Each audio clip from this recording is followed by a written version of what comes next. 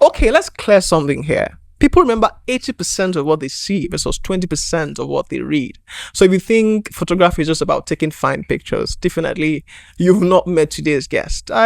I call him Khandee. I mean, people call him Khandee, but I have a title for him. He's the memory keeper of the South. He don't carry photography for head, Tete. His pictures don't just look good. They feel like moments and memories that you needed to keep. I mean, with him, he makes that very, very possible. He is the consultant of photography for Bradmarke. He runs Crush Fotoz. That's the name of his brand. Crush Fotoz. Storyteller with the lens. I am here with no other person than Khandee Okpudo. Khandee. Yeah, definitely. Khandee. Yeah. Khandee, how are you doing? I'm doing good. It's really feels good to be here. How are you fresh? You fresh, no be lie. You fresh. Now good. So of all the names that you wanted to go for photography, why did you choose Crush, please? Are you gay? I needed to do this because his name is Khandee, and the name of his brand is Crush. So how did you come about that name? The name came from a friend, Okay. Khandee, and then he was like Crush. But that's not the main reason why the name is behind the brand. Okay. All right. So the name comes from a thought process. Okay. All right. We see, let's say like the most precious things. Okay. Diamond and gold. Yeah. Before they become diamond and gold that people love and want. They go through a tough process. So they go through a crushing process where they get crushed, they get, beaten into shape and all those things. So that's where crush came from. So that crush is more like the process.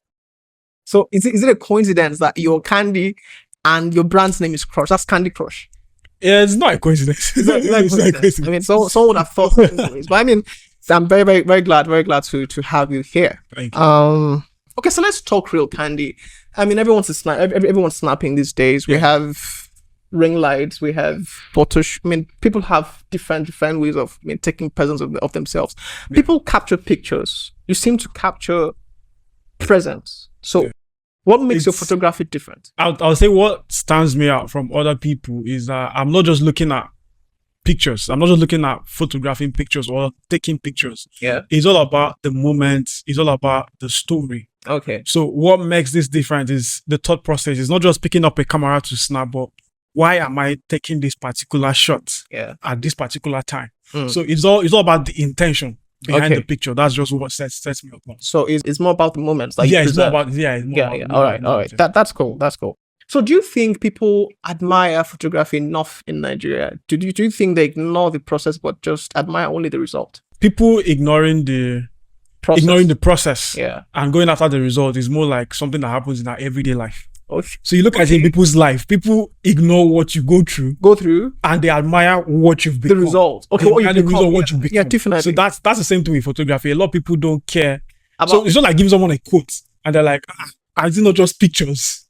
Definitely. You understand? So people ignore the process and just go after the picture. You mentioned something that's very intriguing. You said that is how basically everyday life is. So we often, a lot of times, forget about what and how, or the process that took us to where we are, and we just fantasize only about the results. Exactly. Photographers. So you get to see that everyday life. Like, I mean, your clients are always there are people who actually appreciate the process.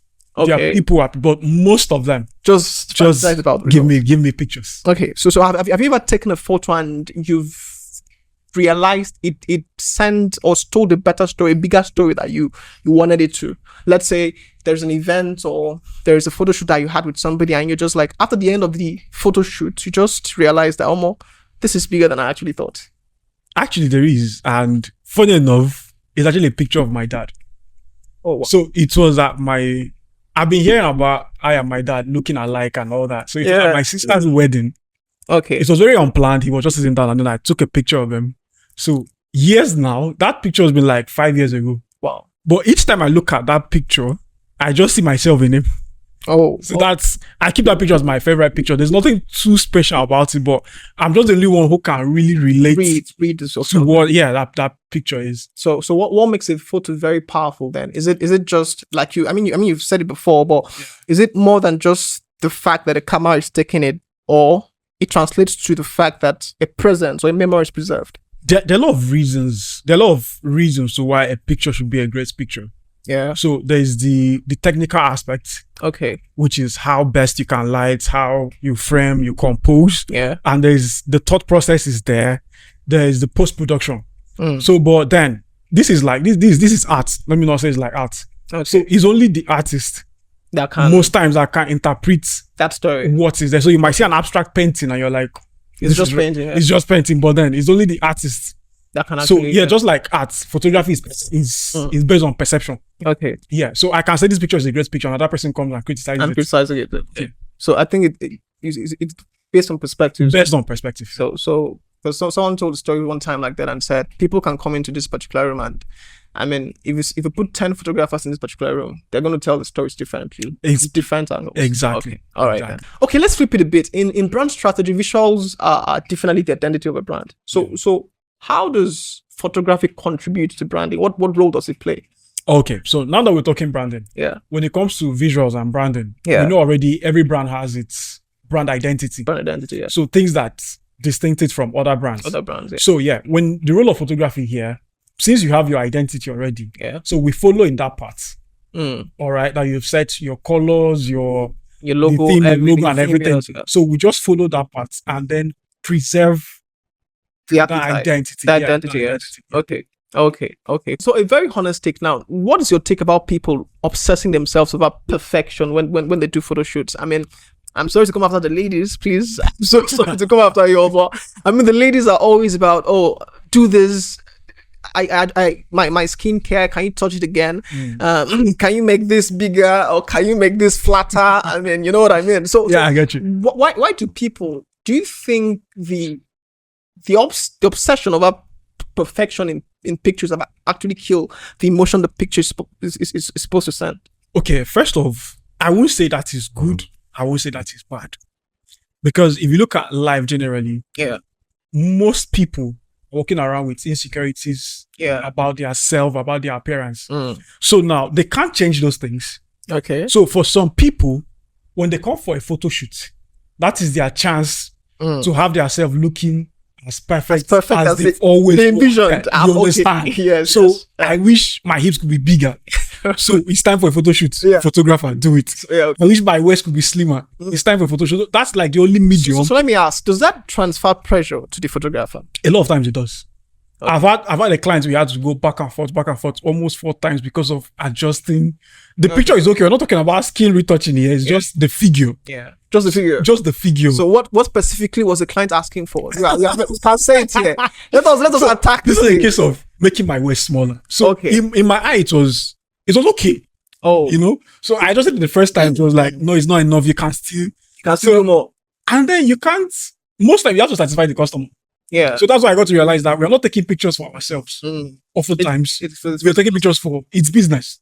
So you have to satisfy the customer, even if it means inconveniencing yourself. And there's been this controversy actually about, as a photographer or somebody who is into creative direction, should your focus or satisfaction be after your clients or after your work of art? Because I mean, photographers are always feeling like, if I put this on Instagram, I mean, my photographers are going to say, this one mad. So should the targets be your fellow creatives in the industry, or should the target be satisfying the customer, well knowing, being very aware of that? I mean, the customer could be very wrong. They could say, I need my picture brighter when it's already well lit up, or they could also say, I need my hips bigger, or I need my hips more curvy, when definitely it's really going to look fake. So where do you put the balance? So in photography, there's the creative part. Yeah. There's the business aspect of it. Okay. If you're doing business, you're working with a customer, then the customer is always right. The customer will be right. Okay. But if you want to show forth your creativity, you can always call a model. Call a makeup artist. Okay. Then nobody's restricting you. Okay. You have the full creative rights. But when you're working with a customer, you have to yield to them. And also, I think at some point I was looking through your status and you mentioned something, a particular complaint, a lot of things photographers go through. I mean, someone could take a picture on Instagram and say, okay, can you replicate this? Right. And after the replic, because definitely it's like, I mean, what I ordered versus what I got. People order things online and the model model that online was perfect in terms of shape and everything. And I mean, you're ordering that, and your body is not rhyming, it's not syncing with what you ordered. So do you also struggle with that? I mean, photographers, do you also I think most go people through that struggle? Tailors complain about the same thing. Yes. Where someone will bring an inspiration and then your body style does not fit what you want. So yeah, we go through that too. In that particular case, do you tell the person, this is not you, or this will not fit you? Or do you just take on the picture and, I mean, at the end of the day, go back and forth on, I want this and I want that? This is why I always recommend consulting with clients. Okay. Before actually having a shoot. Let's know, what do you want? Let's discuss about how the shoot is going to be. Let's be on one page. Let's be on one page rather than just walking into the studio and I want this. So before you even come to the studio, we've discussed. If it does not fit you, I'll suggest. Yeah, okay. But if you still insist, no problem. We'll go. There are pictures I've taken and I've not posted them because just to keep for the customer. So once they like it, I'm good. So the government will say, I'm gonna post this picture. You have to post it. You can't tell me. No. My page is my page. Yes. I post what I choose to post. So you can't force me to post it. So at some point you draw the line. Okay, you tell the client the truth. If they insist, you give them what they want. You give them what they want. What they want. So far they are happy. You're good. They've paid for it and they are satisfied. No problem. Okay. So we're going to go through, this session is called Rapid Fire Minutes, where I'm going to be making some statements, right? And you're going to tell me if it's true or false. These are myths. These are things that people have come to believe about photography that's not necessarily true. If they are true, but in context, you also, put them in context and you also say it. All right. So the first goes this way. Every brand needs studio shoots. Is that true or false? True. Okay. Either it's a service. But do you also believe with me that, I mean, some phone pictures tell better stories than camera? I mean, professional pictures tell better stories. Yeah. They can tell stories. Okay. But when you mean tell better stories, I think let me attack this. I think I've also come. They can tell stories with phone. There are some crazy phone pictures so they actually tell stories, but they can't compare with pro cameras. So with pro cameras now they can't. Okay, the second now is editing is where the magic happens. How true is this?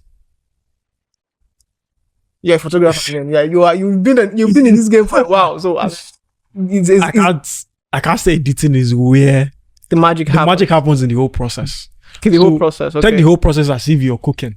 Okay. So from where you're preparing your ingredients, it's part of the cooking. It's part of cooking. If you get something wrong, if you over season your meats, you will find that when you do, you understand. So okay. Every part of the process is very important. Is as important as editing. Okay. The third is phone photography can compete with pro cameras. Why I'm saying this is because, I mean, they are, in fact, it's now a thing. It's now a title. People say, okay, I shoot with the phone, right? And people are even doing it as business these days. It's like someone saying, I design with Canva, and you as a professional, okay, I design with Photoshop or Pro or anything or whatever. So do you think there's any chance of competition? Phone cameras take good pictures. Okay. But they can't compare. With pro cameras? So with pro cameras, now they can't. Oh, okay. Are you saying this because you're a photographer? No. So if I brought one of those guys that uses phone to take pictures, what do you think they would say? That's what they would actually want to defend their crafts, but there are places you won't see phones. Okay. In a football match, you can't see someone using a phone to photograph a football. Yeah. It doesn't. They take fine pictures, yes, definitely, but they can't compare. They can't compete professionally. With pro cameras. The next is aesthetics matter more than the story. Both matter. They are very expensive shoots that don't really send the message. Is that what you're saying? They might be expensive that don't send the message, and they might still be. It's the other way around. It just goes both ways. Yeah, you just have to balance both aesthetics. Yeah, you might have a very. Take wedding for instance. If you shoot a wedding picture in a very aesthetically pleasing environment, it just comes out beautiful. True. It comes out beautiful. So we advise brides to go for the best hotel so you can have a nice. So it goes both ways. It goes both ways. It's not like, okay, this is what you should. You have to just balance it. You have to balance it. Okay. The next is good visuals can make a bad product look great. Excellent. Yeah, true. You agree with this? I agree with that. So a product can have the best visuals and people would care less about how good the product is or concentrate on how great the branding is. Is that what you're saying? You might be convinced from what you see. Just like when they say we eat with our eyes first. True. So with good visuals, you already see and then you think this product looks good until you try it out. So I think you would also say that we need a balance also. You see the balance with really balance. So a good picture, good branding should also go with a great product. Yes, you go with a great product. All right, and then last is it okay to use one shoot for 6 months as content? Because there are people that have had headshots for years. I mean, some people have headshots. Last taken was 2021, 2022. So how good is that? See, you think you have to change it every 6 months? It depends. Like you said. So what was the question again? I said the fire myth was: is it okay to use one shoot for 6 months? For 6 months. Okay, let's say this is a product. How often? The question is how often does someone need to change? Is it for a personal brand or for a product itself? Personal brand. Yes. 6 months should be the max. So people should take. So what Khandee is saying is that you have to change your headshot. You put, let's say, your picture for like twice a year. At least twice a year. At least twice a year. So, like me now that my baby is coming up, is trying to mature. So I have to keep updating. So you understand? Okay. Yes, all right. I get that. Next is what should really change your life personally? That it changed the way you saw things. Just an experience that you had from one shoot that it's incomparable. Okay, this would be towards the wedding aspects, like business, aspects. Yeah. So normally I retouch for other photographers all around the world. Yeah. I've retouched for photographers in Canada, UK, Germany, and so there's this guy in UK I'm very close to, and he made me realize something. He doesn't edit any of his pictures. Okay. Now he only shoots. Because he only shoots, he has time to take in more shoots. Okay. Because most times at the end of the day, the clients just want a good job. They don't, like we said earlier, they don't care about the process. Just give me fine pictures. So that also nailed the fact that having a team around your photography business will also help improve productivity. Yes. So that's where I'm heading towards. Building that system, building a team that can boost up the productivity. Okay. So do you think photography is like, is it less of a skill and more of a ministry? Why I'm asking that is because people tend to say this is grace, like they make it seem. Some people are talented. I'm sorry to bring in the popular argument, Messi and Ronaldo. People say Messi is talent and Ronaldo is hard work. So do you think some people's gift to photography is skill and some others are just talent? Where do we create the balance? Like there has to still be a balance. Yeah. Now you might have. Do you think people with the talent of taking good pictures? I don't think there's a talent for taking good pictures. Okay. Because you might be able to visualize. You might be able to visualize something. You visualize a shoot.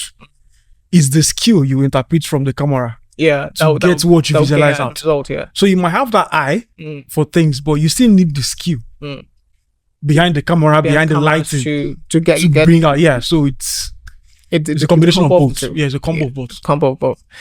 Okay, so let's talk about the creative landscape in you. A lot of people say you is a developing city. It's still upcoming.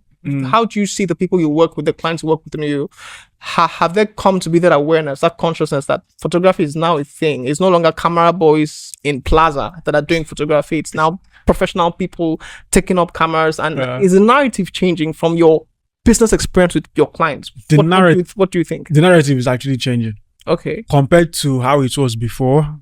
So people are really beginning to see photography in Oyo as a business right now and as something. Yeah. So it's changing. What photo shoot did you have that made you think the narrative is changing? Because I see oftentimes people come from other states to you to have their weddings documented or to have their events or to just take some very good shoots. So how is it changing for you? Have you had any experience from any client that, really made you think, wow, I'm in you and I'm doing this?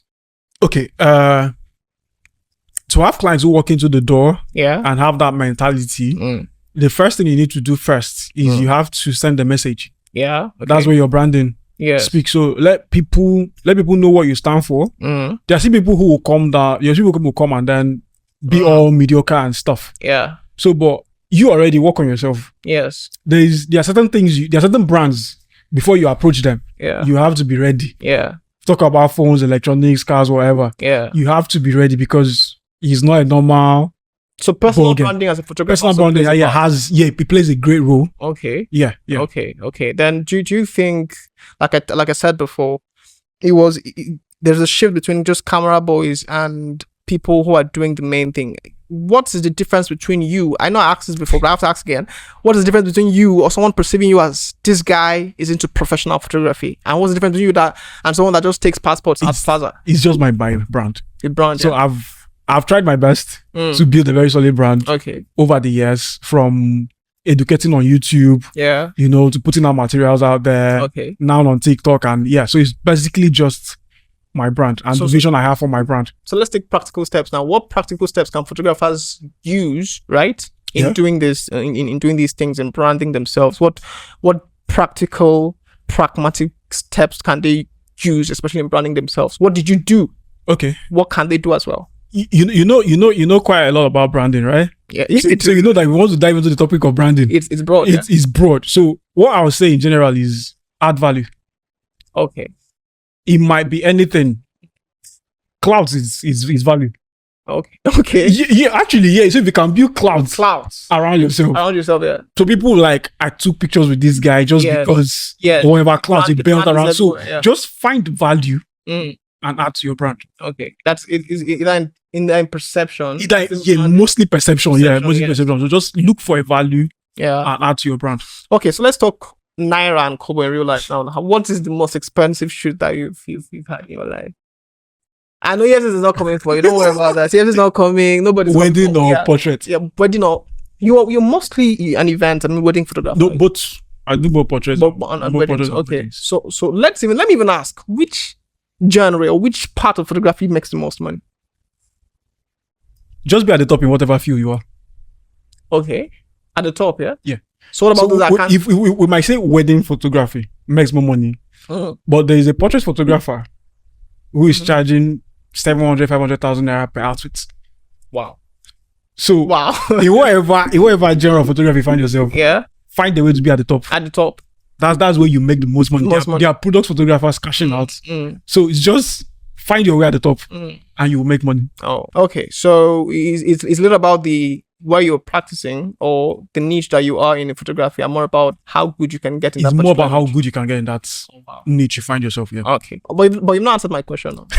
Which shoots did you make that you called your papa and your daddy and say, "Oh, mom, let me take you out. Everybody, let's go on a yap or something." There was a shoot with a brand. Yeah. She sells skincare equipment. Yeah.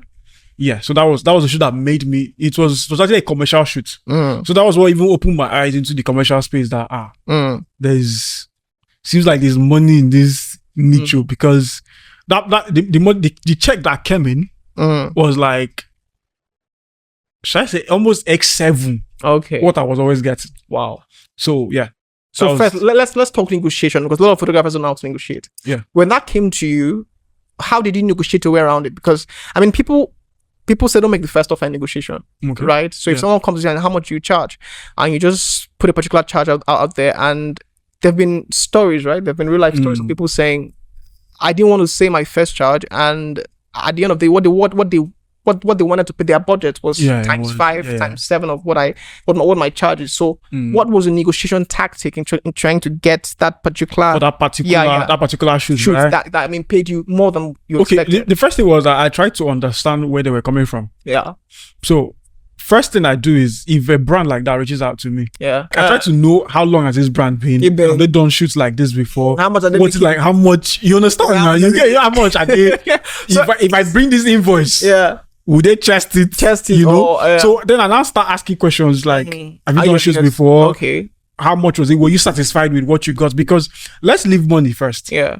The main aim here is to satisfy the client, the customer. Yeah, the customer. Yeah. So you find out if they've done shoots before. Yeah. What were the lapses in the former shoot? And then you now assure them that you'll be able to do this thing with proof of work that you've done this before, so this shouldn't be a problem. You try to win them over emotionally first, because people make a lot of emotional buying decisions. They are buying from you. Yeah, emotion. So you try to win them over emotionally first, and then you now check. All right, then have you ever been bounced? Like if they now say this is not our budget. How do you also need, because negotiation is actually a thing in business. Yeah. There's a skill and there's a business part of it. And negotiation, people are always afraid of, how much do I charge these guys? Or when, let me also ask you, when does a photographer know that I have to change my rate card? Is it when they have the better value, or when they change camera or lenses, or when they, when, because a lot of them are afraid. I don't know how much I'm going to charge. Maybe they will slam, or they will bounce, or anything, or they will run away, or something like that. So, there are a lot of things that determine when to raise your rate card. Yeah. A lot of people raise rate cards for different reasons. Yeah. I might raise my rate card because I'm getting booked a lot. True. So because I'm trying to cut down the number of people that I'm working with, so I can have more time for myself and still make more money. I raise my price. Yeah. People will go. So people will raise prices to cut people off. People raise prices to meet certain targets. Okay. So maybe if you move into a new space, your rent is higher. You could raise your price. So you could raise your price because you feel you're not watching former price again. Yeah. You're getting better with your crafts. You're getting better. You're adding more value to yourself. So there are a lot of reasons people raise prices. Okay. So the last one, people can also raise price to cut off a particular kind of people. Yeah. So, like you said, okay, that was the first thing you said. Some set of customers. Some set of customers, yes. But I've not evolved. If someone can even start today and take their prices high because they don't want to deal with some kind of people. Yeah. But isn't it somewhat, what would I say now? Because a lot of people do that. I mean, clients that you had since when you started, because you feel that you are now bigger in some certain way, you just have to cut them off. Is it in the communication behind cutting them off, or is it just in the action of cutting them off? There are some clients who understand that you're getting better. I have a client who's been with me for almost five years, and each time she comes, the price is different, and she pays. Once you raise your price, there's some people who understand. Yeah. That, okay, let's take for instance, it's the economy right now. We know what it is. So everybody has to raise. The people who understand, okay, the economy is hard, fuel is, so there are a lot of more expenses now. Yes. Okay, they understand why you're charging this price. Yeah. And they pay. Yeah. The people who said, okay, fine, I'm not, just like when customers come, some people are looking for the cheapest. Some people are looking for the best. So let me put this out there. It's the one, I don't want you to put it in context. Don't beat around the bush. How much should a portrait picture cost in New York? I mean, this is. Do you think it's based on the photographer? Just let no. On a fair view. It's not black and white. Okay, it can't be. We're running businesses here. Yes. My expenses. Yeah. Is not your expenses. It's not your expenses. Yeah. So we cannot just copy prices. Prices. Yeah. Because you don't know why I'm charging this price. You don't know why my price. So stick to the price that works for you. Works for you. But make sure you're making profit. Making profit. Yeah. You're not just making income. Okay. You're making profit. That makes sense. What's the difference between the two? Now, income is the money that comes. Yeah. For every shoot, there is an allocated expense. Yes. So if you don't have a studio, you pay for studio space. Yeah. You go back home, there's no light, you buy fuel. You pay your transport to and fro. So when you do all the plus and minus, you're not so just, some people, there's that a wedding can come. Yeah. And then you spend almost all the money back inside delivering that job. Yeah. And at the end of the year, you're left with peanuts. Yeah. So you have to do your plus and minus. Make sure your books are up to date, and then you're making profits and you're meeting your targets. So there's no black and white to this. There's no black and white to this. Just charge what is favorable for your All right. If the whole world, the whole creative industry in the whole world is listening to you, what myth do you want to debunk about photography, or what truth do you want to tell and make people understand about photography? There is money in photography. Hey, but you will work to get there. How? It's even me when I thought. Coming up, I was like, just buy a camera, you'll be making money. Yes. Bro, you will learn marketing.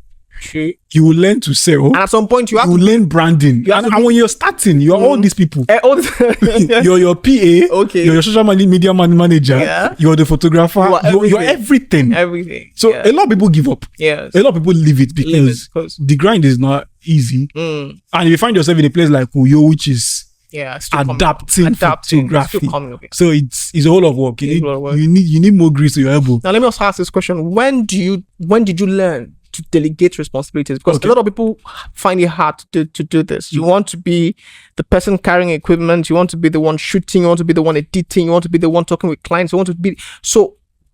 Where does delegation come in, and how does it help the skill? Okay, first of all, I take a lot of business courses. Yeah. Photography, business. I left school. So if you want to grow, if you want to grow in business, you actually need that team. Yeah, that team. Yeah, you actually need. What if you cannot afford it? If you can't afford it, if you can't afford it, then there's something that happens. There's a cheat code. If you want to make progress, you want to grow faster. All right. You have to set up a team. Now, like you said, if you can't afford, you have friends. Definitely. So I have friends. God has blessed me with friends in almost every area. So even if I have a friend who's a social media manager. So even if I didn't delegate my page to her, each time I need help, I run to her for questions. Please, how do I do this? How can I do that? So relationships also matter. Relationships, exactly. So even among photographers, you can build relationships with them, and they'll come in handy. They'll come in handy. They'll come in handy. And I try building those relationships among people who are on the same level with you, because those big guys have bigger problems they are facing. So they won't leave that. So find people who are trying to grow with you, and you guys have the same mindset. So that's community comes in as well. Community comes in. So just build a community build relationship. That's very important. All right then. Should the photographer that is coming up, should he be dating? My brother, do you know if the girl bought the camera for him? I don't know how to look at it. So everything is there's one key thing in life in management is time management. So once you have time, there's 24 hours is enough. If you know how to allocate time for everything. Yeah, exactly. So just time management. That's what I'll say. Okay, I had to put that one right there, Khandee. It's been a very, very good one having you around. Yes, very good one. And I wish you the best in your future endeavors. Thank you very much. He snaps one of the best pictures of you. If you're looking for your portraits or your events or I won't say he's jack of all trades, but definitely he does a whole lot of good when it comes to photography. So if you're still with me, I'm sure that you're better than you left. I am Victor Basi. I run Bradmarke. We're into branding, advertising, and marketing. You can visit us at www.bradmarke.com. I'm very sure you're following us everywhere on the socials, Facebook, Instagram, Twitter, and definitely YouTube to subscribe to more episodes like this. Till I see you again, till I meet you again, till I come your way again. Be better, be doing exploits, be doing massively, wonderfully well. Definitely, I want to see you better. I want to see you listening to us. I want to see you get better at what you do. Till I see you again next time. Goodbye.